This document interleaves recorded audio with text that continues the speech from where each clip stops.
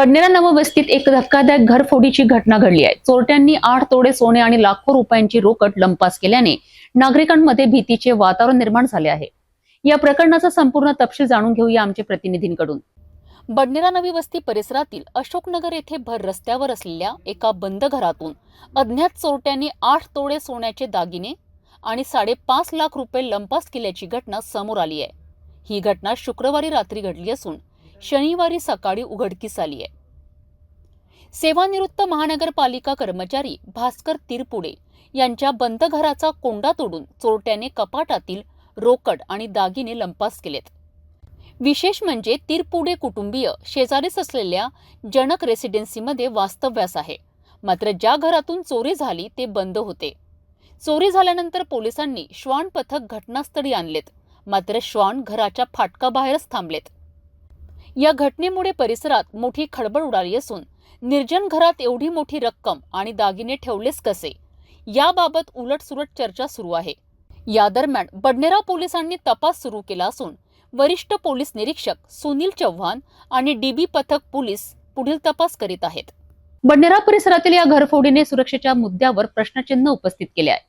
Police आता कोणत्या दिशेने तपास करतात हे पाहणे महत्त्वाचे ठरेल।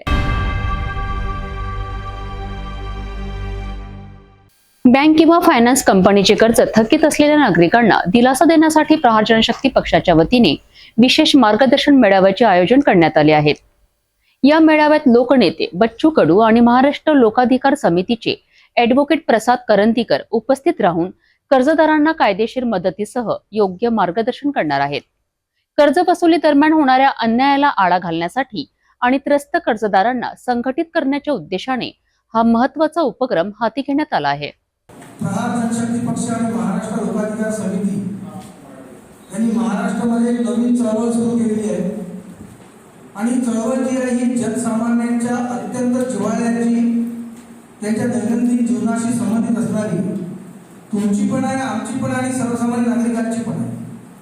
प्रत्येक नागरिकाला आपल्या जीवनात कधी ना कधी कुठल्या ना कुठल्या कामासाठी कुठल्या तरी बँकेतून, फायनान्स कंपनीकडून कर्ज घ्यावंच लागतं आणि कर्ज घेतल्यानंतर कर्ज देताना फायनान्स किंवा बँक अत्यंत गोड बोलते, परंतु एकदा का ते कर्ज वसुलीची वेळ आली की मग ते लोक अतिशय वेगळ्या पद्धती अवलंबतात। अशा अनेक तक्रारी माननीय आम्ही बच्चू कडू यांच्याकडे आल्या आणि मग बच्चू कडूंनी असं ठरवलं की जे नागरिक प्रामाणिकपणे आपलं कर्ज भरायला तयार असतात, परंतु त्यांच्या काही कौटुंबिक अडचणी येतात, कधी आजारपण असतं, एखादी 2 किस्त थकतात आणि या किस्त थकल्यानंतर वसुलीचे जे पथक असतात, फायनान्स कंपनी किंवा बँकवाले, हे त्यांच्या घरी जाऊन त्यांच्याशी अरेरावी करतात, दमदाटी करतात, उद्धट भाषेत बोलतात, त्यांच्या कुटुंबाचं, त्यांचं मनोबल खच्चीकरण करतात।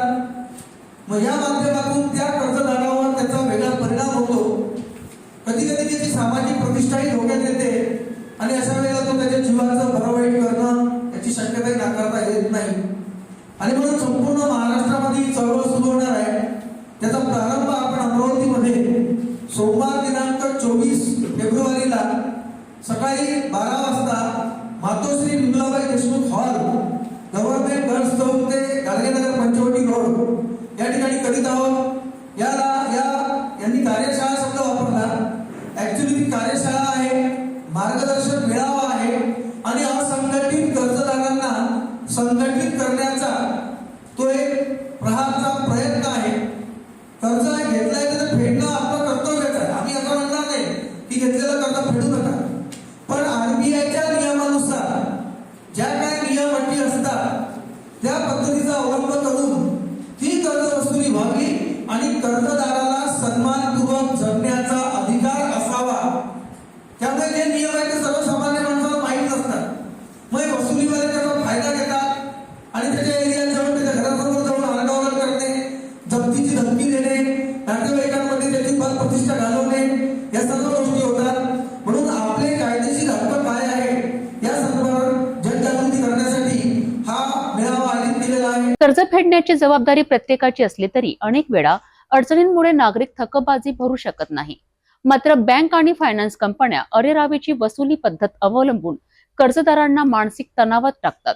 या विरोधात आवाज उठवण्यासाठी आणि त्रस्त कर्जदारांना कायदेशीर सल्ला देण्यासाठी हा मार्गदर्शन मेळावा आयोजित करण्यात आलेला आहे. तरी जिल्ह्यातील जास्तीत जास्त थकीत कर्जदारांनी या उपक्रमात सहभागी व्हावे असे आवाहन प्रहार जनशक्ती पक्षाच्या वतीने करण्यात आले आहे. युवा स्वाभिमान महोत्सवाच्या पहिल्या पर्वात दमदार आमदार चषक टेनिस बॉल क्रिकेट स्पर्धेचे भव्य उद्घाटन करण्यात आले. दसरा मैदानावर रंगलेल्या या राज्यस्तरीय ओपन टेनिस बॉल क्रिकेट स्पर्धेत तब्बल 16 संघांनी सहभाग घेतला. उद्घाटन प्रसंगी महाराष्ट्राचे महसूल मंत्री आणि अमरावती जिल्ह्याचे पालकमंत्री चंद्रशेखर बावनकुळे यांनी स्वतः मैदानावर उतरून जोरदार फलंदाजी केली. बघूया या रोमांचक स्पर्धेचा सविस्तर आढावा. युवा स्वाभिमान महोत्सव 2025च्या पहिल्या पर्वात सर्वज्ञ फाउंडेशन अमरावती आणि Amravati tennis ball cricket association यांच्या संयुक्त विद्यमाने रणजित उर्फ इंगो शेट चावरे स्मृतिप्रित्यर्थ राज्यस्तरीय ओपन टेनिस बॉल क्रिकेट स्पर्धेचे आयोजन करण्यात आले आहे.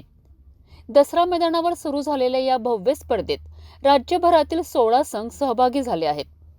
ही स्पर्धा सकाळी 11 वाजता महाराष्ट्र राज्याचे महसूल मंत्री आणि अमरावती जिल्ह्याचे पालकमंत्री चंद्रशेखर बावनकुळे यांच्या हस्ते उद्घाटन करण्यात आले. उद्घाटन क्षणी प्रेक्षकांसाठी एक खास क्षण निर्माण झाला, जेव्हा चंद्रशेखर बावनकुळे यांनी स्वतः मैदानात उतरून बॅटिंगचा आनंद घेतला. त्यांनी 3 आमदारांच्या गोलंदाजीवर दमदार फटकेबाजी करत उपस्थित प्रेक्षकांची मने जिंकली.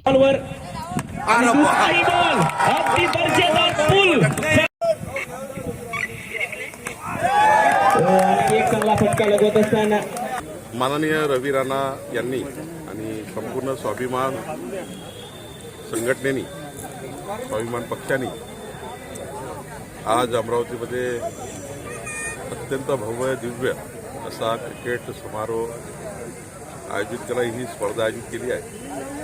अमरावती विभागातल्या खूप या ठिकाणी टीम्स या ठिकाणी आल्या आहेत. रवी राणा यांनी स्पोर्टला नेहमीच महत्त्व दिलं आहे आणि आजचाही हा स्पोर्ट फार मोठा असणार आहे. मी आज याचं उद्घाटन केलं आहे. यावेळी उपस्थित मान्यवरांमध्ये आमदार रवी राणा, आमदार प्रताप अडसड, आमदार प्रवीण तायडे, आमदार केवलराम काळे यांचा समावेश होता.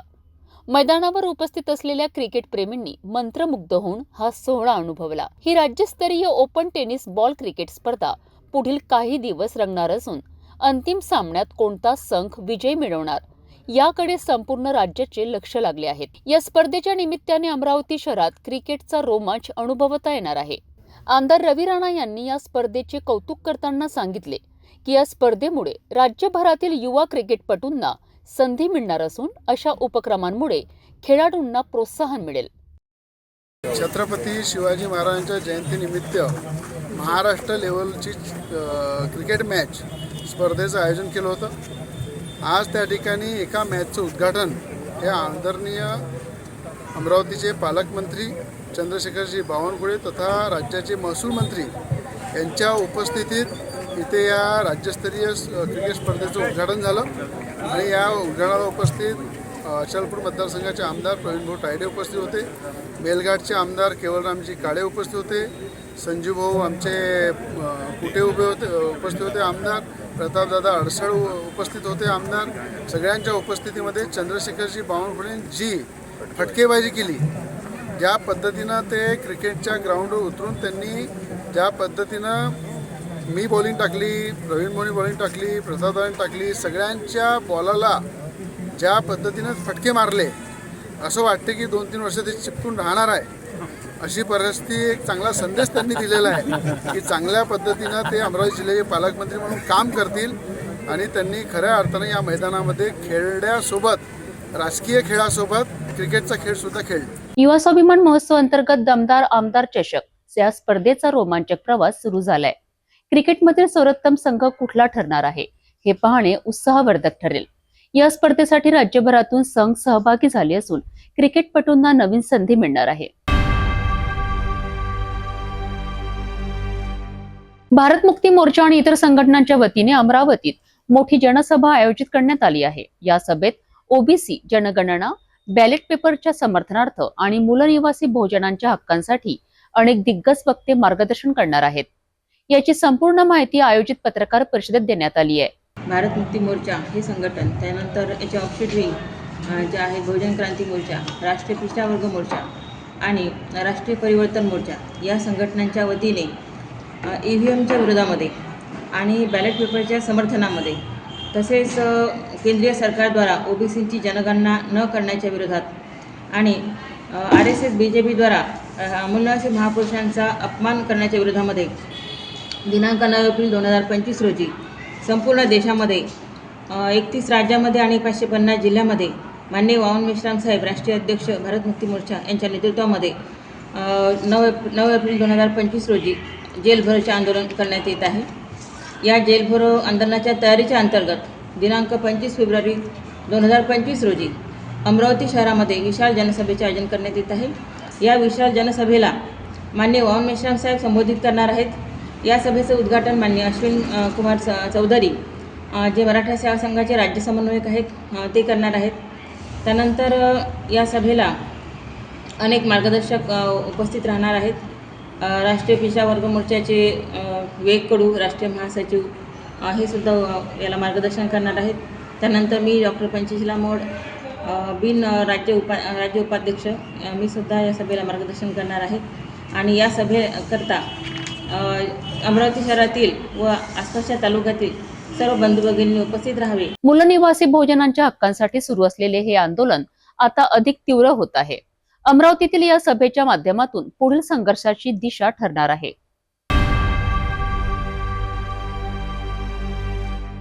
समाजहिताच्या एक स्तुत्य उपक्रम सर्वश्रेष्ठ दान म्हणजेच रक्तदान या विचाराने प्रेरित होऊन सुप्रसिद्ध नेत्रशल्य चिकित्सक डॉक्टर राजेश जवादे यांनी त्यांच्या वाढदिवसानिमित्त अमरावतीत भव्य रक्तदान शिबिराचे आयोजन केलेत। या शिबिरात अनेक मान्यवरांचा सहभाग पाहायला मिळाला। रक्तदान हे जीवनदान सुप्रसिद्ध नेत्रशल्य चिकित्सक डॉक्टर राजेश जवादे यांच्या वाढदिवसानिमित्त दरवर्षी वेगवेगळ्या सामाजिक उपक्रमाचे आयोजन केले जाते। यंदाही अमरावतीतील रिफॉर्म्स क्लब येथे एक भव्य रक्तदान शिबिर संपन्न झाले। या शिबिरात अनेक सामाजिक संस्था, वैद्यकीय क्षेत्रातील मान्यवर आणि नागरिकांनी मोठ्या उत्साहाने सहभाग नोंदवला। यावेळी रक्तदात्यांचा सत्कार करण्यात आला। तसेच उपस्थित मान्यवरांनी डॉक्टर जवादे यांचे पुष्पगुच्छ देऊन अभिनंदन केले। सर्वश्रेष्ठ दान म्हणजेच रक्तदान हा प्रेरणादायी संदेश देत डॉक्टर जवादे यांनी समाजासाठी योगदान देण्याचे आवाहन केले। या शिबिराला अमरावती जिल्हा सामान्य रुग्णालयाच्या रक्तपेढीचे सहकार्य लाभले असून अनेक सामाजिक आणि वैद्यकीय संघटनांनी पुढाकार घेतला। रक्तदान करा, समाजासाठी मदतीचा हात द्या। समाजोपयोगी उपक्रमांच्या माध्यमातून रक्तदानाच्या महत्त्वाबाबत जागृती करण्याचा हा स्तुत्य उपक्रम निश्चितच प्रेरणादायी आहे। आपणही समाजसेवेचा एक भाग व्हा, नियमित रक्तदान करा आणि गरजू रुग्णांचे जीव वाचवण्यासाठी मदतीचा हात द्या। इतवारा बाजारातील अमरसोडा फॅक्टरीजवळ मोठ्या प्रमाणात टिनाच्या दुकानांची उभारणी होत असल्याने वाद निर्माण झाला आहे। काही व्यापाऱ्यांचा आरोप आहे की बाजार परवाना विभागाने टेंडर काढून काही राजकीय पदाधिकाऱ्यांना मोठ्या जागा दिल्या आहेत। यावर आता मनपा आयुक्त सचिन कलंत्रे यांच्याकडे तक्रार दाखल झाली आहे। संपूर्ण प्रकरणावर पाहूया सिटी न्यूजचा विशेष रिपोर्ट। इतवारा बाजारातील अमरसोडा फॅक्टरी जवळील जागेचा वाद पुन्हा एकदा चव्हाट्यावर आलाय। मनपा बाजार परवाना विभागाने 32 व्यापाऱ्यांना 11 वर्षासाठी जागा लीजवर दिल्याची माहिती आहे। मात्र व्यापाऱ्यांच्या आरोपानुसार ही प्रक्रिया पारदर्शक नव्हती। 26 फेब्रुवारी 2024 रोजी काढण्यात आले होते टेंडर प्रक्रियेनंतर काही मोठ्या व्यापाऱ्यांना आणि एका राजकीय पदाधिकाऱ्याला मोठ्या जागांचे वाटप करण्यात आल्याचा आरोप होत आहे। शनिवारी सिटी न्यूजच्या टीमने जागेचा पाहणी दौरा केला असता मोठमोठी टिनाची दुकाने आढळून आली। विशेष म्हणजे डीपीच्या अगदी जवळ एका दुकानाचे बांधकाम सुरू असल्याचे स्पष्ट दिसत आहे। बाजार परवाना विभागाच्या अधिकाऱ्यांवर काही व्यापाऱ्यांनी गंभीर आरोप केले असून त्यांनी थेट मनपा आयुक्त सचिन कलंत्रे यांच्याकडे तक्रार नोंदवली आहे। अमरावती शहरातील इतवारा बाजार परिसरातील शेवटच्या परिसरात गेल्या अनेक वर्षापासून किरकोळ भाजीपाला विक्रेत्यांचं अनेक दुकाने या ठिकाणी सज्ज होते, विक्रीचं व्यवसाय थाटत होते आणि आपला याच रांगेमध्ये या परिसरातील रांगेमध्ये आपला व्यवसाय करीत असताना आता मात्र ही जागा मनपा प्रशासनाने काही व्यक्तींना लीजवर दिल्याचे कळते। अनेक दिवसापूर्वी ही जागा आता काही व्यक्तींच्या कडे सोपवण्यात आलेले आहेत आणि याच ठिकाणी लिझो देण्यात आलेल्या जागेवर आता टीनचे मोठमोठे दुकानांचे सुद्धा शेड बांधण्यात आलेले आहेत. आपण पाहू शकताय या जागेमध्ये अनेक दुकान शेड निर्माण झालेले आहेत आणि मोठमोठे दुकाने सुद्धा बांधण्यात आलेले आहेत. मात्र याच जागेवर काही नागरिक आणि व्यापाऱ्यांनी आक्षेप घेतलेला आहे की उदय चव्हाण यांच्यावर सुद्धा आरोप सुद्धा करण्यात आले आहेत. बाजार परवान्याचे जे अधीक्षक आहेत त्यांच्यावर आरोप करण्यात आले आहेत की या जागेत भ्रष्टाचार झालेला आहे. काही राजकीय व्यक्तींना सुद्धा ही जागा देण्यात आल्याचा सुद्धा त्यांनी आरोप केला आहे. 2 दिवसापूर्वी सुद्धा येथील काही व्यापारी यांनी सुद्धा मनपा आयुक्त सचिन करंदे यांची भेट घेऊन त्यांच्याकडे तक्रार दाखल केली होती. आणि दुसरीकडे लक्ष जात असेल, आपण पाहू शकताय की शोच्या कोपऱ्यामध्ये डीपी आहेत आणि डीपीच्या बाजूलाच शेड काढण्यात आलेले आहेत. MSCB विभागाने सुद्धा याची तक्रार देण्यात आलेली आहे. ज्या व्यक्तींनी बांधण्यात आले असेल, काही घटना घडली तर संबंधित व्यक्ती जबाबदार असेल असे सुद्धा त्यांनी तक्रार दिली आहेत. आता या घटनेवर मनपा प्रशासन काय निर्णय घेणार, चौकशी करणार का, घटना सत्य आहेत का, काही व्यापाऱ्यांनी केलेला आरोप हे सुद्धा सत्य आहेत का, हे याची संपूर्ण चौकशी करणार का, हे सुद्धा आता पाहणे गरजेचे ठरणार आहेत. कॅमेरामॅन रोहित खाली सोबत विजय शृंगारे, 5 सिटी न्यूज, अमरावती. मनपाच्या बाजार परवाना विभागाच्या या जागा वाटप प्रकरणाची चौकशी होणार का, आरोपांवर काय कारवाई होणार, याकडे सगळ्यांचे लक्ष लागले आहे. आजच्या तरुणाईने भविष्यात देशसेवेसाठी पुढे यावे आणि भारतीय वायुसेनेत भरती होण्याची संधी साधावी. याकरिता भारतीय वायुसेनेच्या वतीने देशभरात शाळा, महाविद्यालय आणि शिक्षण संस्थांमध्ये मार्गदर्शन शिबिरांचे आयोजन केले जात आहे. अशाच उपक्रमांतर्गत अमरावतीतील PR पोटे पाटील कॉलेजमध्ये शनिवार 22 फेब्रुवारी रोजी वायुसेनेच्या अधिकाऱ्यांनी विद्यार्थ्यांना महत्त्वपूर्ण मार्गदर्शन केलेत. चला पाहूया या विशेष शिबिराचा सविस्तर आढावा. भारतीय वायुसेना ही भारताच्या संरक्षण व्यवस्थेतील एक महत्त्वाची शाखा असून तरुणांनी या क्षेत्रात करिअर करण्यासाठी पुढाकार घ्यावा. याकरिता वायुसेनेच्या वतीने देशभर मार्गदर्शन शिबिरांचे आयोजन करण्यात येत आहे.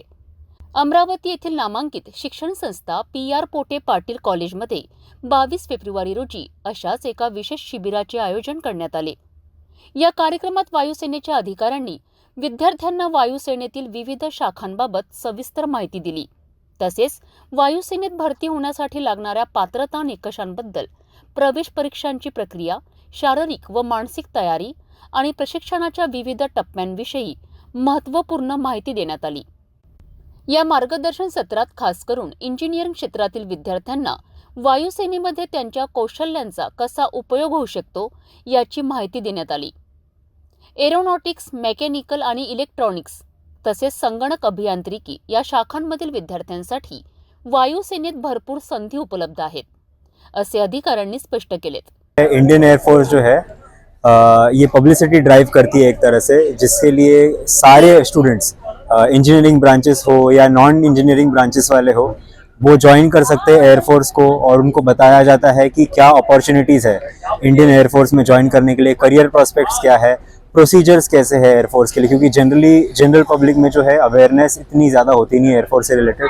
तो क्या एवेन्यूज़ है, क्या उनके फ्यूचर करियर प्रॉस्पेक्ट्स हो सकते हैं as an officer in the Indian air force, कौन से एग्ज़ाम्स देने चाहिए उनको जिसके थ्रू वो अपीयर कर सकते हैं. तो ये सारे इन्फॉर्मेशन देने के लिए ये एयरफोर्स का एक पब्लिसिटी ड्राइव होता है, जिससे हम सारे एजुकेशनल इंस्टीट्यूट्स को कवर करने की कोशिश करते हैं. काफ़ी टाइम तक ये बस और इनके साथ एक टीम चलती है एयरफोर्स की, जो अलग अलग सिटीज़ में जाके ऐसे इंस्टीट्यूट्स में जाके ये कवर करती है. सेमिनार्स अटेंड करते हैं हम, यहाँ पे हमारा पब्लिसिटी मटेरियल देते हैं स्टूडेंट्स को, जिससे कि अवेयरनेस बढ़े and we have more participation from the students, और लोग जानकारी ले और लोग एयरफोर्स को ज्वाइन कर सके. तो आज हम यहाँ पे अमरावती में PR पोटे पाटिल कॉलेज में आए हुए हैं, और यहाँ पे एक सेमिनार अभी हमने ख़त्म किया है. और ये बस है जिसमें कि अंदर एक फ्लाइंग सिमुलेटर है और कुछ एयरक्राफ्ट्स के मॉडल्स लगाए हुए हैं, जो हम बैचेस में बच्चों को डिस्प्ले करेंगे. सर, ये सिर्फ महाराष्ट्र में होने जा रहा है कि देश में इसका मार्केट? नहीं, ये सिर्फ महाराष्ट्र में नहीं. ये टीम ने जैसे दिल्ली से शुरू किया था, ये वहाँ से राजस्थान, गुजरात, अलग अलग स्टेट से होते हुए वापस कंप्लीट करेगी. और ऑलमोस्ट 1.5 मंथ्स का इनका पूरा टूर होता है. विद्यार्थ्यांना भारतीय वायुसेनेच्या कार्यपद्धतीची ओळख करून देण्यासाठी प्रात्यक्षिक सादर करण्यात आले. त्यामध्ये वायुसेनेचे तंत्रज्ञान, शस्त्रास्त्र प्रणाली आणि संचार यंत्रणेबाबत माहिती देण्यात आली. या शिबिराला महाविद्यालयातील विद्यार्थ्यांचा उत्स्फूर्त प्रतिसाद लाभला आणि अनेक विद्यार्थ्यांनी वायुसेनेत सामील होण्याची उत्सुकता व्यक्त केली. या मार्गदर्शन शिबिरामध्ये विद्यार्थ्यांना भारतीय वायुसेनेबद्दल एक व्यापक दृष्टिकोन मिळाला आणि भविष्यात संरक्षण क्षेत्रात करिअर करण्यासाठी प्रेरणा मिळाली. अमरावतीसारख्या शहरांतील विद्यार्थ्यांना अशा संधी उपलब्ध होत असल्याने त्यांच्यासाठी हे शिबिर अत्यंत महत्त्वाचे ठरलेत. भारतीय वायुसेना ही केवळ संरक्षण यंत्रणा नसून तरुणांसाठी एक गौरवशाली करिअरचा मार्ग देखील आहे. अशा मार्गदर्शन शिबिरांमुळे विद्यार्थ्यांना वायुसेनेत प्रवेश घेण्यासाठी आवश्यक माहिती मिळत आहे आणि त्यांची तयारीही अधिक प्रभावी होत आहे. तरुणांनी या सुवर्ण संधीचा लाभ घ्यावा आणि देश सेवेसाठी पुढे यावे. अमरावतीत राजवीर संघटनेने पुन्हा एकदा अन्यायाविरोधात आक्रमक पवित्रा घेतला आहे. जन्म प्रमाणपत्राच्या मुद्द्यावर दोषी अधिकाऱ्यांवर कारवाईसाठी पालकमंत्री आणि जिल्हाधिकाऱ्यांना निवेदन देण्यात आले आहे. पाहूया सविस्तर रिपोर्ट. अमरावतीमध्ये राजवीर जनहित संघटना आक्रमक झाली असून संस्थापक अध्यक्ष रहमत खान उर्फ रम्मू पत्रकार यांच्या नेतृत्वाखाली पालकमंत्री आणि जिल्हाधिकाऱ्यांना निवेदन देण्यात आले. राजवीर जनहित संघटनेचे संस्थापक अध्यक्ष रहमत खान उर्फ रम्मू पत्रकार यांनी पुन्हा एकदा सिद्ध केले की जसा बोले तसा चाले ही भूमिका घेत समाजावर होणाऱ्या अन्यायाविरोधात ते ठामपणे उभे राहिलेले आहेत. अमरावती शहर व ग्रामीण भागात बांगलादेशी रोहिंग्या शरणार्थी असल्याच्या तक्रारींवरनं प्रशासनाने चौकशी केली, मात्र तपासात असे कोणतेही परदेशी नागरिक सापडले नाहीत. तथापि काही मुस्लिम समाजातील नागरिकांच्या जन्म प्रमाणपत्रात किरकोळ चूक आढळल्याने नायब तहसीलदार व तहसीलदारांच्या अहवालावर आधारित गुन्हे दाखल करण्यात आले. राजवीर संघटनेने जिल्हाधिकारी आणि पालकमंत्र्यांना निवेदन देत मुद्दे मांडलेत. पालकमंत्र्यांनी निवेदनाचा तातडीने विचार करून चौकशीचे आदेश दिले असून दोषींवर कारवाई केली जाईल असे आश्वासन दिले आहेत.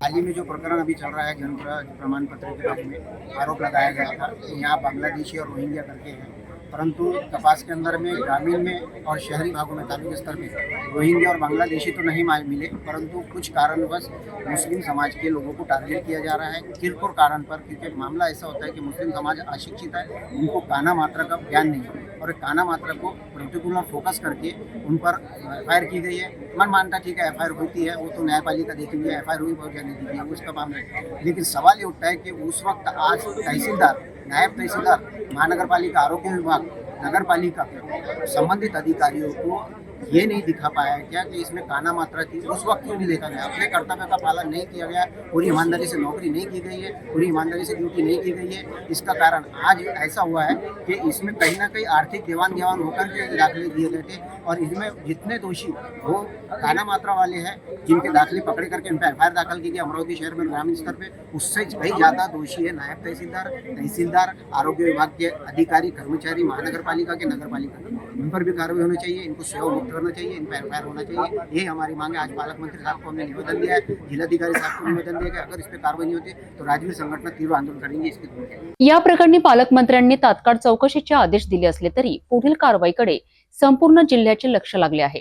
प्रशासन योग्य न्याय देईल का हे पाहणे आता महत्त्वाचे ठरेल आहे. शादी और ब्याह की शुरुआत आराधना साड़ी के साथ.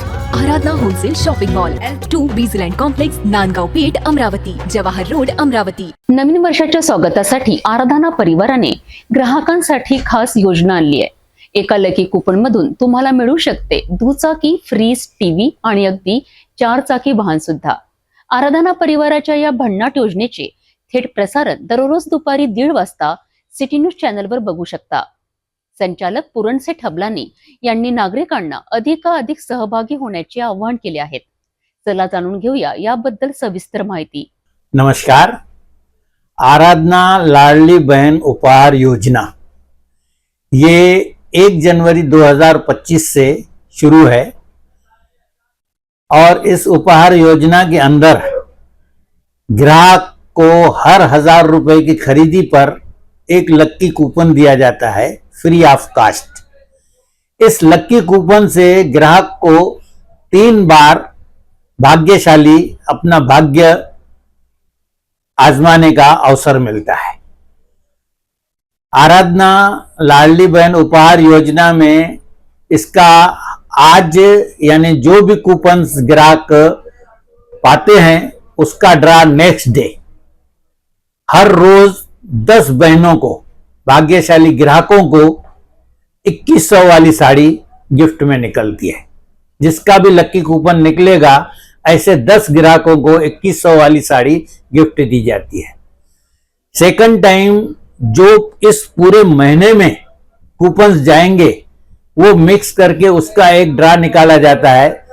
उस ड्रा का हर महीने फर्स्ट प्राइज भाग्यशाली विजेता को Activa scooter, second prize AC, fridge, TV, washing machine, ऐसे 10 प्राइजेस हैं जो 10 भाग्यशाली विजेताओं को मिलेंगे।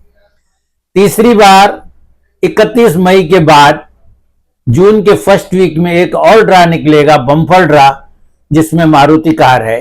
जिस भी भाग्यशाली ग्राहक का लकी नंबर निकलेगा उसको मारुति कार मिलेगी। तो एक बार की खरीदी के अंतर्गत ग्राहक को 3 बार जो है चांस मिलता है अपना भाग्य आजमाने का। और सिटी न्यूज का भी मैं स्पेशल धन्यवाद करना चाहूंगा कि सिटी न्यूज पे आने वाले सोमवार से रोज दोपहर को 1:30 पर लाइव हम जो ड्रा निकालते हैं, ग्राहकों के हाथों से ड्रा निकाला जाता है, उसका लाइव टेलीकास्ट सिटी न्यूज करेगा। इसके लिए हम सिटी न्यूज के आभारी हैं और आप सभी ग्राहकों से निवेदन है कि लाइव टेलीकास्ट जरूर देखें। धन्यवाद। आराधना परिवाराची ही खास योजना, ज्या ग्राहकांनी ₹1000ची खरेदी केली आहे त्यांनी आपले लकी कूपन नक्की मिळवावे आणि महिन्याच्या शेवटी होणाऱ्या बंपर ड्रॉ मध्ये 4 चाकी जिंकण्याची संधी गमावू नका। दररोज दुपारी 1:30 वाजता सिटी न्यूज चॅनलवर याचे थेट प्रक्षेपण पाहायला विसरू नका। राष्ट्रीय सेवा योजना अंतर्गत VMB महाविद्यालयात विशेष उपक्रम राबविण्यात आले। या योजनेच्या माध्यमातून चांगापूर येथे विशेष शिबिराचे आयोजन करण्यात आले होते। रेणुका ढोणे यांना महाराष्ट्र शासनाचा उत्कृष्ट राष्ट्रीय सेवा योजनेची स्वयंसेविका पुरस्कार प्रदान करण्यात आला आहे। या सोहळ्याबद्दल आणि त्यामागील प्रयत्नांबद्दल जाणून घेऊया सविस्तर रिपोर्ट।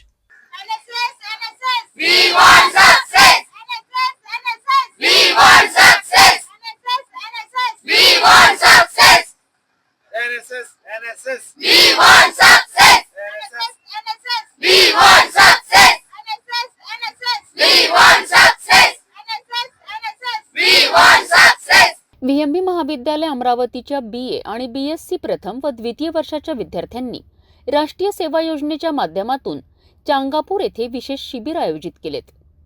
या उपक्रमांतर्गत स्वच्छता अभियान, रक्तदान शिबिर, शासनाच्या योजनांबाबत जनजागृती शिबिरे तसेच महिला सक्षमीकरण व गाव विकासाच्या उपक्रमांवर भर देण्यात आला।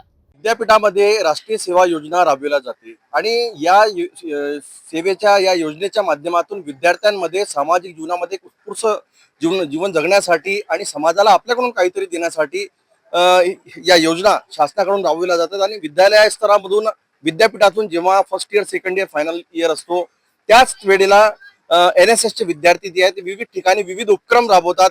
एखादं गाव असो त्याला चांगला जनजागृती करण्याचं काम करतात, कुठेतरी त्या गावाला साक्षर करण्याचं काम करतात आणि त्या गावाचा विकास घडवून आणण्याचं काम करतात। आपल्या इथे अमरावतीची विद्यार्थिनी आहे जिला नुकतंच राज्य शासनाचा राष्ट्रीय सेवा योजना उत्कृष्ट स्वयंसेवक पुरस्कार तिला देण्यात आलेला आहे। कुमारी दर्शना ढोणे रेणुका ढोणे आपल्यासोबत आहे। आणि रेणुका, काय तुझी प्रतिक्रिया? आज तुला राज्य शासनाचा पुरस्कार मिळाला आणि आज तुला NSSचा एक उत्कृष्ट विद्यार्थी म्हणून राज्य शासनाने निवडला, काय म्हणणार?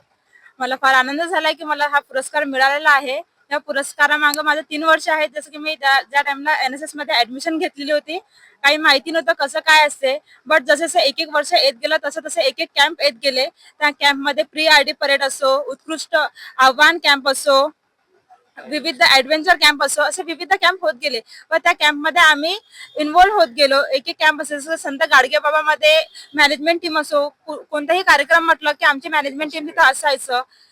त्या मॅनेजमेंट टीम मध्ये त्या टीमला लीड केलेला आहे आव्हान कॅम्प होता आता होऊन गेलेला, त्या तिथे टीम होती, ते टीम आलेला विद्यार्थी होते विविध क्षेत्रातून आलेले, तिथे लीड केलेला आहे. त्यानंतर आमचा कॅम्प यावली शहीद इथे जातो, तिथे 7 दिवसाचं आमचं विशेष शिबिर असते. त्या कॅम्प शासनाचे तिथे 7 दिवसाचे 7 कार्यक्रम असतात. ते कार्यक्रम आम्ही तिथे 7 दिवस वेगवेगळे कार्यक्रम आम्ही राबवतो.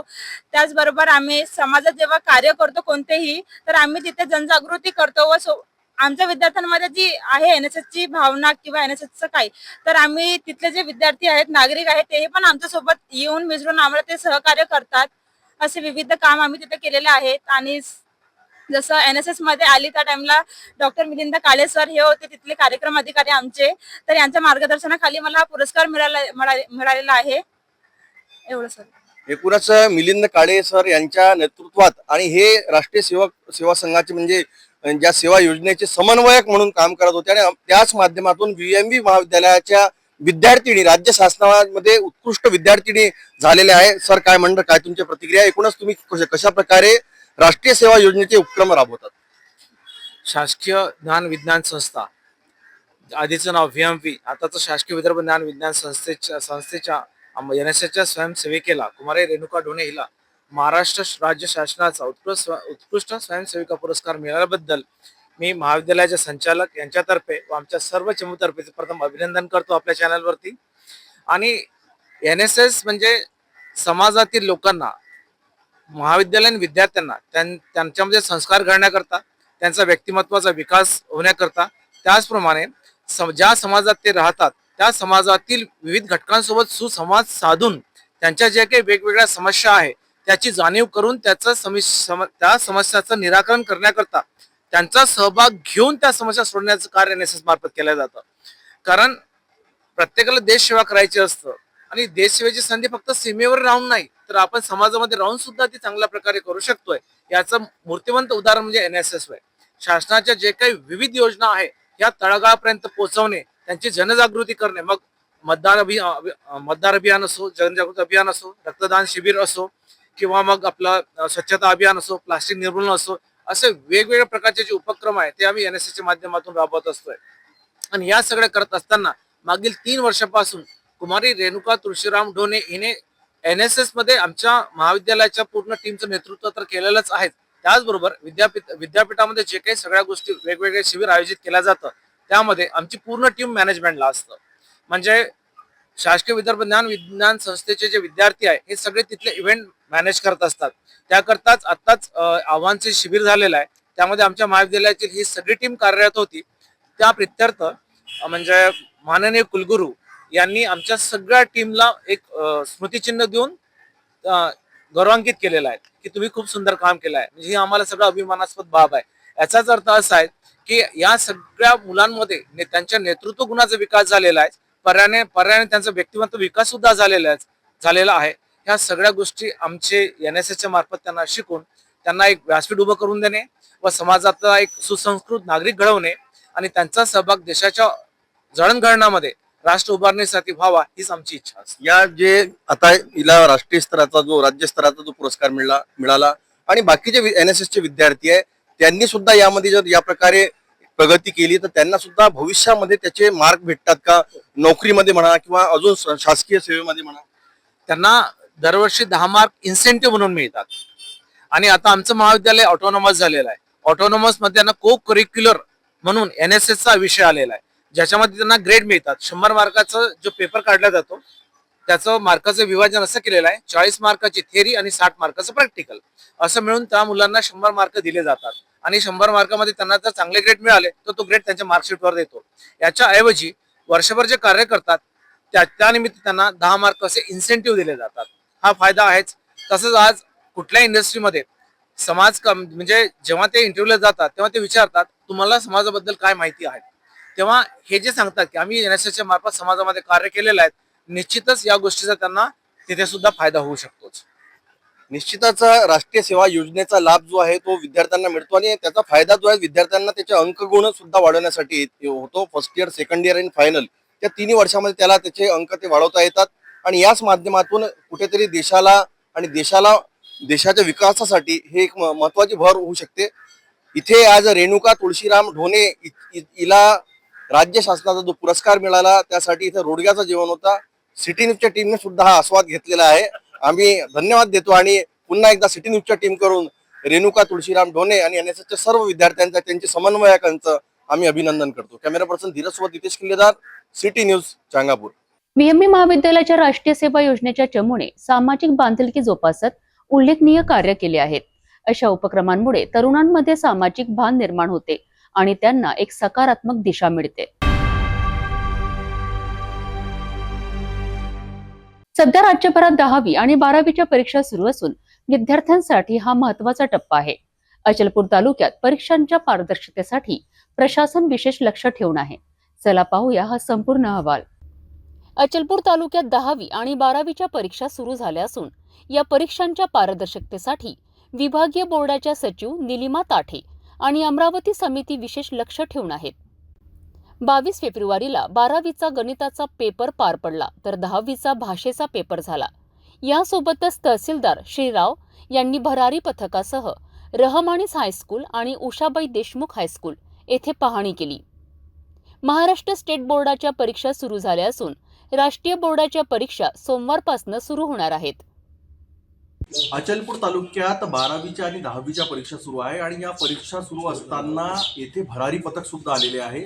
ज्या प्रकारे जिल्हाधिकारी आणि विभागीय बोर्डाच्या सचिव निलिमा काटे यांनी दिलेल्या सूचनाप्रमाणे ज्या प्रकारे तहसीलमध्ये इथचे नायब तहसीलदार श्रीराव साहेब आलेले आहे आणि त्यांनी सुद्धा इथे आज 12वीचा पेपर आहे, गणिताचा पेपर आहे आणि जे शाळांना भेटी दिल्या आहेत त्यांच्या प्रतिक्रिया जाणून घेतल्या. सर, मी आज या सेंटरला भेट दिली असता तिथं सर्व व्यवस्थित पेपर सोडण्यात आले. सर्व विद्यार्थी कोणत्या कोणत्या शाळेला भेट दिली आहे? एक उषाताई देशमुख, दुसरं रेमानी हृदय हायस्कूल, विदर कॉलेज, तिसरं राजे शिवाजी महाविद्यालय. आपलं 2 पथक तयार करण्यात आले आहेत. त्याच्यामध्ये कसे पथक आहेत? एक बैठे पथक आहे आणि एक फिरते पथक आहे. एकूणच किती कर्मचारी या पथकां म्हणजे या सेंटरवर लागलेले आहेत? या सेंटरवर 2 बैठे पथकमध्ये 2 कर्मचारी. आणि किती कर्मचारी एकूण याच्यामध्ये गुंतले म्हणजे शासकीय कामात कुठंतरी आता तो काम थांबलेलं आहे? तसं तर आज रविवार शनिवार आहे, सुट्टीचा दिवस आहे आमच्या ऑफिसचा. तसे कर्मचारी म्हणजे आमचे जे फील्डचे लोक आहेत, तलाठी, मंडळ अधिकारी आणि काही एज्युकेशन विभागाचे लोक घेतले. आपल्याला असं वाटते की या जे पथक आलेले आणि ही जे तहसीलच्या राजस्व विभागाला पहिल्यांदा ही जबाबदारी सोपली त्याच्यामुळे अजून पारदर्शी प्रक्रिया होईल.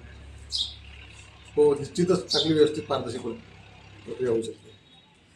एकूणच जिल्हाधिकारी सौरभ कटियार, या अचलपूरचे उपविभागीय अधिकारी अरखराव साहेब आणि या अचलपूरचे तहसीलदार डॉक्टर संजय गरकल यांच्या मार्गदर्शनामध्ये हे फिरते पथक आणि बैठे पथक इथे तैनात करण्यात आलेले आहे.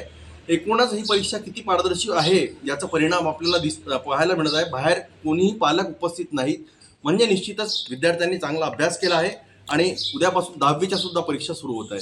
मी कॅमेरा पर्सन धीरज सोबत नितेश किल्लेदार, सिटी न्यूज, अचलपूर.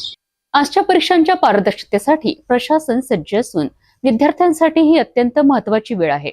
सोमवारपासून राष्ट्रीय बोर्डाच्या परीक्षा देखील सुरू होणार आहेत.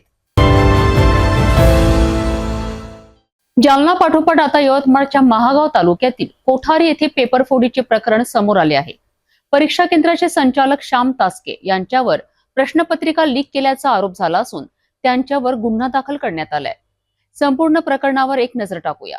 जालना पाठोपाठ यवतमाळच्या महागाव तालुक्यातील कोठारी येथेही परीक्षेच्या प्रश्नपत्रिका सोशल मीडियावर व्हायरल झाल्याची गंभीर घटना घडली आहे.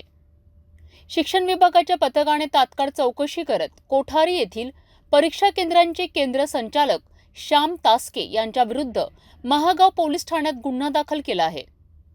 महागावचे विस्तार अधिकारी शिक्षण विजय बेतेवाड यांनी या प्रकरणी पोलिसात तक्रार दाखल केली होती. त्यानुसार पोलिसांनी महाराष्ट्र विद्यापीठ अधिनियम 1982 अंतर्गत कलम 5 आणि 6 अन्वये गुन्हा दाखल केला आहे. या घटनेमुळे शिक्षण क्षेत्रात मोठी खळबळ उडाली असून परीक्षांच्या सुरक्षिततेवर गंभीर प्रश्नचिन्ह निर्माण झाले आहे. प्रशासन या प्रकरणाची सखोल चौकशी करत असून दोषींवर कठोर कारवाई करण्याची मागणी होत आहे. या प्रकरणाची चौकशी सुरू असून शिक्षण विभाग आणि पोलीस अधिक तपास करीत आहेत. या प्रकरणात जबाबदार असणाऱ्यांवर कठोर कारवाई झाली नाही तर भविष्यात शिक्षण व्यवस्थेवरील विश्वास उडण्याची शक्यता आहे. आता प्रशासन काय भूमिका घेते याकडे सर्वांचे लक्ष लागले आहे. शिक्षण क्षेत्रात पेपरफुटी हा गंभीर विषय बनला आहे.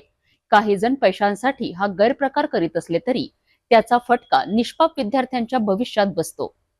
अशा प्रकारांवर प्रशासनाने रात गई बात गई असा हलगर्जीपणा न दाखवता कठोर कारवाई करणे गरजेचे आहे. नागपूरच्या अंबाझरी पोलिसांनी 2014 मध्ये खुनाच्या आरोपाखाली दोषी ठरलेल्या एका आरोपीला छत्तीसगड राज्यातून ताब्यात घेतले. आरोपी दीपक रामलाल जांगडे, जो जामिनावर सुटून पॅरोलवर बाहेर गेला होता, परत न येता पसार झाला होता. आरोपीला न्यायालयाने जन्मठेपेची शिक्षा सुनावली होती, परंतु तो 2 आणि 2.5 वर्षांपासून पोलिसांच्या नजरांपासून लपलेला होता.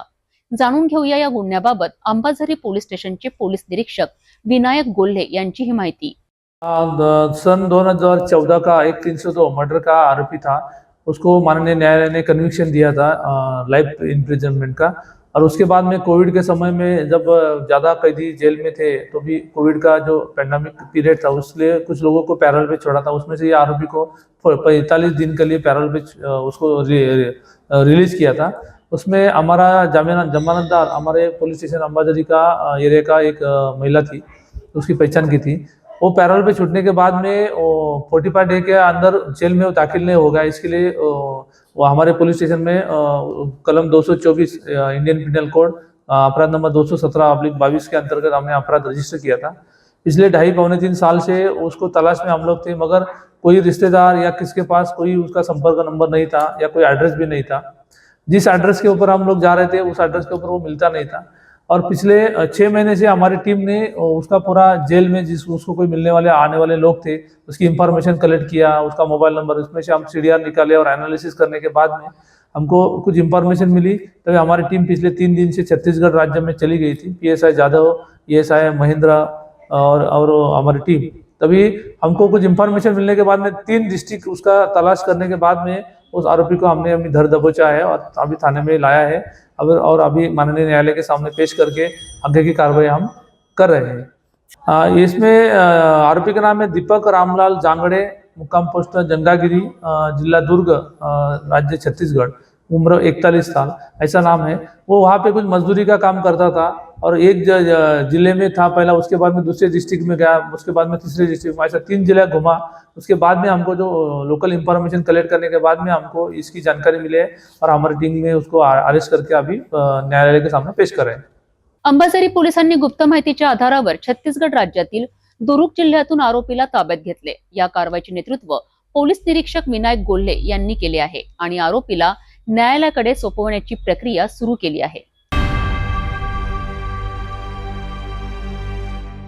नागपूर गुन्हे शाखा युनिट 5 ने मोठी यशस्वी कामगिरी करत वाहन चोरी करणाऱ्या एका टोळीचा पर्दाफाश केला आहे. तब्बल 62 वाहनांसह 20,45,000चा मुद्देमाल पोलिसांनी जप्त केलाय. 3 वेगवेगळ्या पोलीस ठाण्यात गुन्हे दाखल असलेल्या या प्रकरणातील आरोपीला अखेर 21 फेब्रुवारी रोजी नागपूर पोलिसांनी ताब्यात घेतले. नागपूर गुन्हे शाखा युनिट 5च्या पथकाने वाहन चोरीच्या टोळीचा पर्दाफाश करत 20,45,000 रुपयांच्या 62 दुचाकी जप्त केल्या आहेत. या कारवाईमुळे नागपूर शहरासह इतर भागात वाहन चोरीच्या घटनांमध्ये मोठी घट होण्याची शक्यता आहे. नागपूर शहरातील 3 वेगवेगळ्या पोलीस ठाण्यांमध्ये वाहन चोरीच्या तक्रारी दाखल झाल्या होत्या. याच पार्श्वभूमीवर गुन्हे शाखेच्या युनिट 5 ने तपासाला गती देत संशयित आरोपींचा शोध सुरू केलाय. अखेर 21 फेब्रुवारी रोजी एका आरोपीला ताब्यात घेण्यात आले. भंडारा जिल्ह्यातील सीता सावंगी गावातील 25 वर्षीय आकाश किशोर खोब्रागडे याला पोलिसांनी अटक केली आहे. या चौकशीत त्याने आपल्या साथीदारांसह मास्टर कीच्या मदतीने 7 महिन्यात अनेक दुचाकी चोरी केल्याची कबुली दिली आहे. पोलिसांनी आरोपींकडनं 62 दुचाकी जप्त केल्या असून त्यांची एकूण किंमत 20,45,000 रुपये इतकी आहे. वाहन चोरीचे हे प्रकरण मोठ्या प्रमाणात विस्तारले असून पोलिसांचा पुढील तपास सुरू आहे. शहरामध्ये अनेक दिवसापासून वाहन चोरीच्या घटना या सातत्याने वाढत्या प्रमाणात दिसून येत होत्या आणि त्याच्या अनुषंगाने टाईम, प्लेस आणि व्हेकल टाईप याचं ॲनालिसिस सातत्याने आम्ही क्राईम ब्रांचच्या वेगवेगळ्या युनिटमधून ते करत होतो. ते करत असताना तांत्रिक तपास, शहरामध्ये उपलब्ध असणारे CCTVचे फुटेज आणि हॉटस्पॉट जे आहेत त्याचं देखील ॲनालिसिस करण्यात आलं होतं. त्यावरून आम्हाला असं लक्षात आलं की मेट्रो स्टेशन असेल, रेल्वे स्टेशन असेल, बसस्टँड असेल, काही हॉस्पिटल असतील, महिन्याच्या 1 ते 10 तारखेच्या दरम्यान असणाऱ्या बँक्स असतील, या ठिकाणावरून वाहनांचं चोरीचं प्रमाण हे फार मोठ्या प्रमाणात आहे. त्या अनुषंगाने काही गुन्हे दाखल झाले होते शहरामध्ये. त्याच्यामध्ये यशोधरा नगरमध्ये CR नंबर 851/25 प्रज्वल जयचंद्र भिमटे यांनी एक गुन्हा दाखल केला होता आणि त्याचा तपास युनिट 5ची टीम आमची करत होती. हा तपास करत असताना युनिट 5च्या टीमनी जवळपास 200 CCTV फुटेज चेक केले आणि 200 CCTV फुटेज चेक केल्यानंतर त्यांच्या लक्षात आलं की काही ठिकाणी फुटेजमध्ये एक विशिष्ट पोशाख असणारा व्यक्ती, विशिष्ट अंगकाठीचा व्यक्ती हा सगळ्या ठिकाणी जिथे जिथं या गाड्यांचे चोऱ्या झालेल्या आहेत त्या ठिकाणी कॉमन दिसून येत आहे. त्याच्यावरून ह्यांचा एक कर्मचारी आमच्या युनिट 5चा टाकळकर नावाचा, त्यांनी ते फुटेज सगळीकडं प्राप्त करून घेऊन जे काही DB टीम असतील आणि त्याचे गोपनीय बातमीदार असतील त्या बातमीदारांना दाखवले आणि ह्या बातमीदारांनी कन्फर्म केलं की सदर व्यक्ती हा या ठिकाणी आता दिसून येत आहे, तात्काळ येऊन तुम्ही तो बघा, व्यक्ती व्हेरीफाय करा. त्यावरून टाकळकर आणि युनिट 5ची टीम तिथे गेली आणि त्यांनी तिथून आकाश किशोर खोब्रागडे नावाच्या एका व्यक्तीला ताब्यात घेतलं. ताब्यात घेतल्यावर त्याची सखोल चौकशी केल्यानंतर असं लक्षात आलं की हाच व्यक्ती जो आहे की ज्यांनी जे फुटेज आम्हाला दिसले होते त्या फुटेजमधला व्यक्ती हाच आहे आणि त्यांनी काही वाहनं चोरी केलेली होती. 4-5 ठिकाणची जी वाहनं होती ते कन्फर्म झाल्यानंतर त्याचा अधिक तपास ज्यावेळेस आम्ही केला डिटेलमध्ये जाऊन आमच्या टीमनी, त्यावेळेस त्यांना लक्षात आलं की शहरांमधून, आपल्या शहरामधून त्यांनी जवळपास 20 ते 22 गाड्या चोरी केलेल्या आहेत. त्याच्याबरोबर त्याचे इतर 2 साथीदार, एक मयांक उर्फ क्रिश बारीक आणि दुसरा त्याचा साथीदार आहे आकाश संपतलाल परतेती सीता सांगवी नावाचे गाव आहे तुमसरमध्ये, भंडारा जिल्ह्यामध्ये. ह्या तिथले रहिवासी आहेत आणि यांनी मिळून नागपूर जिल्हा, नागपूर शहर या व्यतिरिक्त छिंदवाडा मध्य प्रदेश या ठिकाणाहूनही काही गाड्या चोरी केलेल्या होत्या. अशा एकूण त्यांनी 62 गाड्या चोरी केलेल्या आहेत. ह्या ज्या आपल्यासमोर गाड्या दिसत आहेत आता, ह्या 62 गाड्या आम्ही आत्ता त्यांच्याकडून रिकवर केल्यात. आणि यांनी तिथंच तुमसरमध्ये असणारा जो मोटर मेकॅनिक आहे दीपक द्वारकादास बिजांडे आणि त्याचा भाऊ विजय उर्फ गोलू द्वारकादास बिजांडे, या दोघांना या मोटरसायकल दिल्या आणि या दोघांनी पुढे त्या ग्रामीण भागामधल्या वेगवेगळे जे लोक आहेत त्यांना ते विक्री केल्याचं निष्पन्न झालं. हा सगळा प्रकार लक्षात आल्यानंतर आम्ही त्या ठिकाणी जाऊन सर्च घेतला आणि ह्या 5 जणांनाही ताब्यात घेतलं आणि ज्यांच्याकडे मोटरसायकल होत्या त्या सगळ्या मोटरसायकल आम्ही या ठिकाणी जप्त केलेल्या आहेत. असे एकूण 62 मोटरसायकल आहेत आणि याची किंमत जी आहे मोटरसायकलची ती किंमत आहे 19,70,000 इतक्या किमतीच्या ही वाहनं आहेत. याशिवाय त्यांच्याकडून 4 मोबाईल जप्त केलेले आहेत. त्याचंही ॲनालिसिस चालू आहे. त्या मोबाईलचा आणखी कोणाशी काही संबंध आहे का, इतर कुठल्या व्यक्तींशी कोई दलाल त्याच्यामध्ये दिसून येत आहेत का, काही मोटर वाहन विक्रेते दिसून येत आहेत का, याचा अभ्यास चालू आहे. यानंतरही फर्दर इन्व्हेस्टिगेशनमध्ये आणखी गाड्या या ठिकाणाहून निष्पन्न होण्याची किंवा उघडकीस येण्याची शक्यता गुन्हे नाकारता येत नाही. गुन्हे शाखेच्या या यशस्वी कारवाईमुळे वाहन चोरी करणाऱ्या टोळ्यांची धाबे दणाणली आहेत. 25 वर्षीय आकाश खोब्रागडेसह त्यांच्या साथीदारांनी मास्टर कीच्या मदतीने 7 महिन्यात अनेक वाहनांची चोरी केल्याची उघड झाली आहे. पोलिसांचा पुढील तपास सुरू असून यातील इतर आरोपींच्या शोधासाठी मोहीम राबवली जात आहे. रस्ता सुरक्षा ही केवळ नियम न पाळल्यामुळे धोक्यात येते, हे सिद्ध करणारी घटना नागपूरमध्ये पाहायला मिळाली आहे. हेल्मेट न घालण्यामुळे होणाऱ्या अपघातांवर आळा घालण्यासाठी नागपूर पोलिसांनी मोठी मोहीम हाती घेतली आहे. पोलीस आयुक्त डॉक्टर रवींद्र कुमार सिंगल यांच्या नेतृत्वाखाली 1000 पेक्षा अधिक हेल्मेटचे मोफत वाटप करण्यात आले. या उपक्रमात नागरिकांचा मोठा प्रतिसाद लाभला आहे. रस्ता सुरक्षेला प्राधान्य देत नागपूर पोलिसांनी मोठी मोहीम राबवली आहे. नागपूर शहरातील व्हेरायटी स्क्वेअर आणि इतर 19 प्रमुख चौकांमध्ये सुमारे 1000 हेल्मेटचे वाटप करण्यात आले. या उपक्रमाचे नेतृत्व पोलीस आयुक्त डॉक्टर रवींद्र कुमार सिंगल यांनी केलेत. यावेळी नागरिकांनी वाहतूक नियमांचे पालन करण्याची शपथ घेतली आहे. डॉक्टर सिंगल यांनी नागरिकांना हेल्मेटच्या महत्त्वाची जाणीव करून दिली आहे आणि अपघातापासून बचाव करण्याकरिता हेल्मेट घालण्याचे आवाहन केलेत.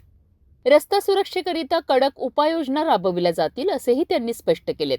पूरे शहर में एक मुहिम शुरू की है नई, जिसमें हम लगभग 1000 हेलमेट्स उन लोगों को बांट रहे हैं जो हेलमेट नहीं पहने हुए थे।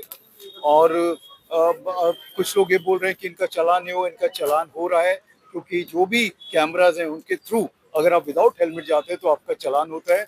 मुझे खुशी है कि अपने नागपुर शहर में लगभग 95% लोग हेलमेट्स पहनते हैं। जो 2-4-5% नहीं पहनते उनको भी हम कन्विंस कराना चाहते हैं। इसके अलावा जो पीछे बैठने वाले हैं वो ज़्यादा संख्या उनकी जो हेलमेट नहीं पहनते, उनको भी हम कन्विंस कर रहे हैं कि आपकी जान इतनी कम नहीं है या उतनी आपकी जान बहुत कीमती है, तो आप हेलमेट ज़रूर पहने, क्योंकि ये आपकी सुरक्षा के लिए है। और आप जैसा करेंगे आपके बच्चे भी वैसे ही करने वाले हैं, तो आपकी फैमिली की सुरक्षा के लिए बहुत ज़रूरी है कि आप हेलमेट पहने। डबल हेलमेट के लिए क्या संदेश देंगे आम आदमी? डबल हेलमेट के लिए जैसे मैंने बताया, आप आगे खुद चला रहे हो या पीछे बैठे हो, चोट उतनी ही लग सकती है, तो आप हेलमेट ज़रूर पहने और उसका अच्छे से स्ट्रैप भी करें। सिर्फ पहनना नहीं हो तो ये गलत चीज़ है। अभी देखिए सामने से ही गए हैं, दोनों ने हेलमेट पहना हुआ था, तो ये अच्छे एग्जाम्पल्स हैं। तो इन एग्जाम्पल्स को भी हम सबके सामने बताना चाहते हैं और ये एक अच्छी चीज़ है। पुलिस और पब्लिक मिल के इस जो 100% कंप्लायन्स है वो कर पाएगी, ऐसा मेरा मानना है। नागपूर पोलिसांकडनं वाहतूक नियमांची काटेकोर अंमलबजावणी सुरूच राहणार असल्याचेही सांगण्यात आले आहे. वाहतूक सुरक्षेच्या नियमांचे पालन केल्यास आपल्या जीवाचे रक्षण होऊ शकते. नागपूर पोलिसांनी घेतलेली ही मोहीम नागरिकांसाठी एक चांगला संदेश देणारी आहे. हेल्मेट वापरा, अपघात टाळा. वाहतूक नियम पाळणे ही फक्त जबाबदारी नसून आपले कर्तव्य आहे. बीडमध्ये भाजप आमदार सुरेश धस यांना काळे झेंडे दाखवण्याचा प्रकार घडला आहे. या घटनेवर प्रदेशाध्यक्ष चंद्रशेखर बावनकुळे यांनी मोठे विधान केले आहे. त्यांनी सांगितले की यापेक्षा महत्त्वाचे विषय राज्यात आहेत, त्यावर चर्चा झाली पाहिजे. तसेच महाराष्ट्राच्या विकासावर भर देण्याचे भाजपचे धोरण असल्याचे त्यांनी स्पष्ट केलेत. महाविकास आघाडीच्या जे गाव आहेत ताब्यात त्यांना टार्गेट कर अशा पद्धतीचं वक्तव्य देखील त्यांनी केलं नाही. नितेश राणे त्या ठिकाणी बोलण्याचा अर्थ त्यांचा असा नव्हता. मी बोललो नितेश राणेजी. माननीय देवेंद्र फडणवीसजींनी राज्यपाल महोदयाच्या अभिभाषणाच्या वेळीच सांगितलं, या महाराष्ट्राचा चौफेर विकास आम्हाला करायचा आहे. ज्या ठिकाणी महाविकास आघाडीचे आमदार आले त्या ठिकाणी आम्हाला विकास करायचा आहे. महायुतीच्या आमदारामध्ये विकास करायचा आहे. महाराष्ट्रात कुठेही त्या ठिकाणी असा रिजनल इनबॅलन्स होणार नाही किंवा मतदारसंघाचा विकास थांबवणे हे काही आमची भूमिका नाही आहे. महायुती सरकारची, देवेंद्र फडणवीस सरकार, आमच्या सरकारची भूमिका आहे की आपल्या महाराष्ट्राचा सलग विकास करणे, संपूर्ण विकास करणे. पणन मंत्री जयकुमार रावल यांनी सांगितलं की नाफेड मार्फत सोयाबीन खरेदी करू, मात्र अद्यापपर्यंत खरेदी सुरू झालेली नाही आहे. शेतकरी प्रतीक्षेत आहे. आपल्याला चुकीची माहिती आहे. या महाराष्ट्राची विक्रमी खरेदी सोयाबीनची, तुरीची नाफेडणी केलेली आहे, सरकारच्या माध्यमातून केलेली आहे. आणि आत्तापर्यंतच्या 20 वर्षाच्या खरेदीमध्ये यावर्षी सोयाबीन खरेदी सर्वात मोठी होती आणि आता तूर खरेदी सुरू झालेली आहे. कुठेही शेतकऱ्याचं सोयाबीन किंवा तूर घरी राहणार नाही याची काळजी सरकार घेईल. महाराष्ट्राच्या राजकीय वर्तुळात सध्या मोठी चर्चा सुरू आहे. धनंजय मुंडे यांच्या राजीनाम्याच्या मागणीवर भाजपने स्पष्ट भूमिका घेतली आहे. तसेच राज्याच्या विकासावर लक्ष केंद्रित करून रस्त्यांच्या क्रमवारीबाबतही विचार सुरू आहे. माजी उद्योग मंत्री आणि सध्या भाजपचे खासदार अशोक चव्हाण आपल्या मतदारसंघात रोजगार मेळावे घेत आहेत. मात्र काँग्रेस खासदार रवींद्र चव्हाण यांनी यावर जोरदार टीका करत प्रश्न उपस्थित केला आहे. त्यांनी म्हटले आहे की अशोक चव्हाण यांनी एवढी वर्ष सत्तेत असताना नांदेडमध्ये मोठे उद्योगधंदे आणले असते तर आज रोजगार मेळाव्याची वेळ आली नसती. या टीकेमुळे राजकीय वातावरण तापलं आहे. पाहूया खासदार रवींद्र चव्हाण यांनी काय म्हटले आहे. प्रश्न अशोक चव्हाण सत्तेमध्ये होते आणि आज अर्धापूरला रोजगार मेळावा आहे. नायगाव असेल, मुखेड असेल, इथले लोक स्थलांतरित झालेले आहेत. तर काय सांगा? स्थलांतरित झालेत म्हणजे कुठं? कामासाठी स्थलांतरित झाले. नाही, आज माननीय अशोकरावजी चव्हाण साहेब त्यांच्या मतदारसंघामध्ये रोजगार मेळावे घेत आहेत. खरं तर मला एवढं सांगायचंय की अशोकरावजी चव्हाण साहेब इतक्या वर्ष सत्तेमध्ये होते, उद्योग मंत्री होते, आज नांदेड जिल्ह्यामध्ये किती प्रमाणात उद्योग आले हे आपण त्या निमित्तानं आपण बघलं पाहिजे आणि असे रोजगार मेळावे घेण्याची का वेळ येत आहे हेही त्यांनी तपासलं पाहिजे. खरं तर नांदेड जिल्ह्यामध्ये एवढ्या वर्ष सत्ता केंद्र असताना बरेचसे मोठे उद्योग येणं अपेक्षित होतं, पण त्याप्रमाणे उद्योग आले नाही. अशोक चव्हाण यांच्या रोजगार मेळाव्यांवर काँग्रेस खासदारांनीच प्रश्न उपस्थित केल्याने राजकीय चर्चांना उधाण आलं आहे. आता अशोक चव्हाण यावर काय प्रत्युत्तर देतात याकडे सगळ्यांचे लक्ष लागले आहे. जिल्ह्यातील उमरखेड येथे मोठा राजकीय हालचाल पाहायला मिळत आहे. महसूल मंत्री चंद्रशेखर बावनकुळे यांच्या उपस्थितीत माजी आमदार प्रकाश पाटील देवस्कर, माजी आमदार विजयराव खडसे यांच्यासह अनेक दिग्गज नेते भाजपात प्रवेश करीत आहेत. या घडामोडींमुळे आगामी राजकारणाला नवी दिशा मिळणार का? तर आज उमरखेडमध्ये मोठे पक्ष प्रवेश जे आहेत ते या ठिकाणी झालेले आहेत. तुम्ही आज सुद्धा या ठिकाणी आलेले आहेत. राजकारणातील त्रिमूर्ती आज भाजपात प्रवेश करताय, काय सांगा? आज उमरखेड करता आणि भारतीय जनता पार्टी करता महत्त्वाचा दिवस आहे. आज माजी आमदार देवसरकर, माजी आमदार खडसे आणि जिल्हा परिषदचे माजी अध्यक्ष चव्हाणजी, उदावनजी अशा अनेक कार्यकर्त्यांनी, अनेक नेत्यांनी भाजपात पक्षप्रवेश केला. आमचे भाजपाचे नेते नितीन भुतळाजी असतील, उत्तमराव इंगळेजी असतील, नामदेवराव ससानेजी असतील, महादेवराव सुपारीजी असतील, या सर्वांच्या नेतृत्वात आणि खास करून नितीन भुतळाजी यांनी या ठिकाणी पुढाकार घेतला. आमचे नेते संजय कुटेजी या पक्षप्रवेशाकरता हजर होते. खरं तर मला अभिमान आहे की आज 2 माजी आमदार भाजपामध्ये आले आणि उमरखेडच्या विकासाकरता त्यांनी या ठिकाणी संकल्प केला. निश्चितपणे भारतीय जनता पार्टी आणि आमचे महाराष्ट्राचे मुख्यमंत्री देवेंद्र फडणवीसजी यांनी सर्वांनी यांना शुभेच्छा दिल्या आहेत आणि विकासाचा जो संकल्प घेऊन आमचे देवसरकर खडसेजी आले आहेत त्यांनी निश्चितपणे आम्ही त्यांना पुढे नेऊ. सुरेश दसांना काळे झेंडे जे आहेत ते दाखवण्यात आले आहेत. धनंजय मुंडे समर्थकांनी काळे झेंडे सुरेश दसांना दाखवले. मी ऑलरेडी सांगितलं आहे की याबद्दल आता मी वारंवार बोललो आहे. यापेक्षाही काही महाराष्ट्रामध्ये अत्यंत महत्त्वाचे विषय आहेत ते बोलू. धनंजय मुंडेंनी राजीनामा द्यावा अशी मागणी धस करतात. मग सरकार असताना मी राजीनामा वारंवार सांगतो आहे की तुम्ही यातनं बाहेर निघा. आता ते माननीय अजितदादा, माननीय देवेंद्रजी, माननीय एकनाथजी बसून योग्य निर्णय सरकारचा करताय. आज खऱ्या अर्थाने महाराष्ट्राच्या 14 कोटी जनतेचा विकासाचे प्रश्न महत्त्वाचे आहेत आणि महाराष्ट्रामध्ये आपल्याला जो संकल्प आम्ही केला विकासाचा, तो संकल्प आम्हाला पुढे न्यायचा आहे.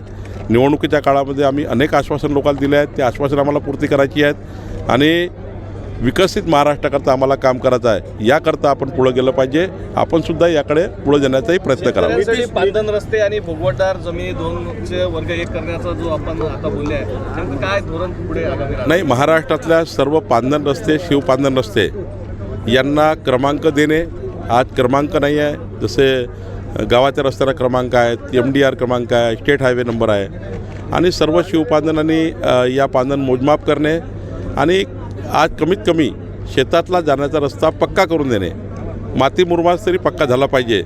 शेतकऱ्याच्या शेतातला जोपर्यंत रस्ता, पांदनचा रस्ता चांगला होत नाही, शिवपांदन चांगले होत नाही, तोपर्यंत शेतकऱ्याच्या पिकाला त्या ठिकाणी मार्केटमध्ये आणण्याकरता न्याय मिळणार नाही.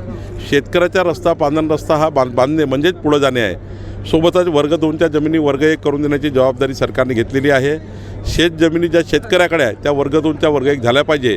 याकरता एक मोहीम राज्य सरकार करणार आहे आणि निश्चितपणे आम्ही यामध्ये वर्ग 1 जमिनी करून देणार आहोत. महाविकास आघाडीच्या गावांना निधी नाही. उमरखेडमध्ये आज भाजपाने मोठा राजकीय मास्टर स्ट्रोक खेळला आहे.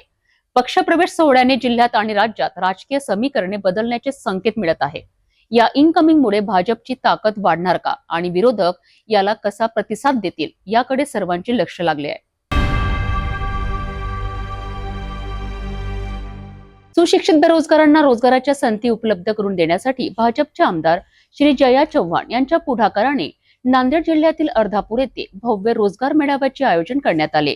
या मेळाव्यात 4000हून अधिक युवकांनी नोंदणी केली असून 150 पेक्षा जास्त नामांकित कंपन्यांनी रोजगाराच्या संधी दिल्यात. या मेळाव्याचे उद्घाटन राज्याच्या महिला व बाल विकास राज्यमंत्री मेघना बोर्डीकर यांच्या हस्ते करण्यात आले. नांदेड जिल्ह्यातील अर्धापूर येथे आयोजित रोजगार मेळावा हा सुशिक्षित बेरोजगारांसाठी एक मोठी संधी ठरलाय. आमदार श्री जया चव्हाण यांच्या पुढाकाराने आयोजित या भव्य मेळाव्याचे उद्घाटन राज्याच्या महिला व बाल विकास राज्यमंत्री मेघना बोर्डीकर यांच्या हस्ते करण्यात आले. या रोजगार मेळाव्यात तब्बल 150हून अधिक नामांकित कंपन्यांचे प्रतिनिधी उपस्थित होते. या कंपन्यांनी विविध क्षेत्रांमधील संधी उपलब्ध करून दिल्यात. अभियांत्रिकी, माहिती तंत्रज्ञान, औद्योगिक उत्पादन, बँकिंग, फार्मा, लॉजिस्टिक, आरोग्य सेवा आणि अनेक क्षेत्रांमधील कंपन्यांनी या मेळाव्यात भाग घेतला. युवकांना त्यांच्या शैक्षणिक पात्रतेनुसार नोकरी मिळवण्याकरिता एक सोपा आणि प्रभावी मंच उपलब्ध करून देण्याचा प्रयत्न या मेळाव्यातून करण्यात आला. उपस्थित युवकांनी आपल्या कागदपत्रांसह थेट कंपन्यांच्या प्रतिनिधींशी संवाद साधला आणि जागेवरच मुलाखती पार पडल्यात. विशेष म्हणजे अनेक युवकांना याच ठिकाणी नोकरी मिळाली.